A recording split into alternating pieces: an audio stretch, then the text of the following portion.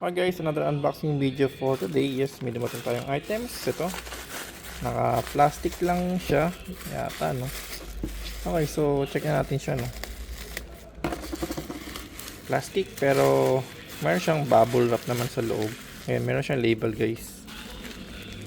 Nakabalot naman sa bubble wrap naman siya. Yun, so meron po tayo dito ratchet na screwdriver guys, no? Check natin to una, no, para mas malaman natin kung maganda yung quality. Okay, so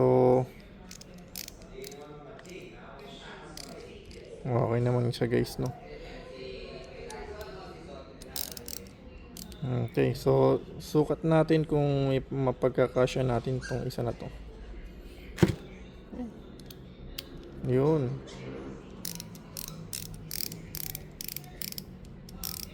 Okay naman siya, mukha naman siyang matibay guys. Pero ano lang, hindi siya pang industrial type. Pero just in case na pang home use lang, sigurado sure to okay siya, no?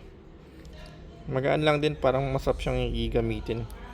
Next guys, check natin itong mga ano niya, kasama niya mga bala.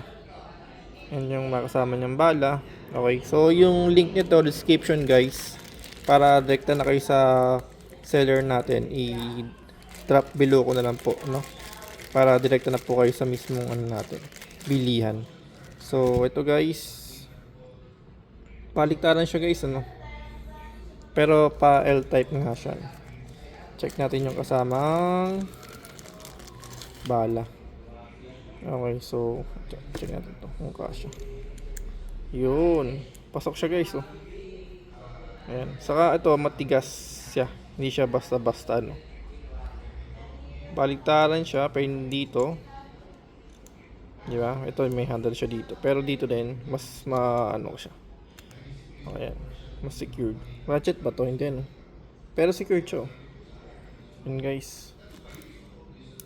So ilalagay na lang po again sa baba description yung link, para just in case na gusto nyo bumili ng ganito, like na po kayo. Okay guys, thank you for watching.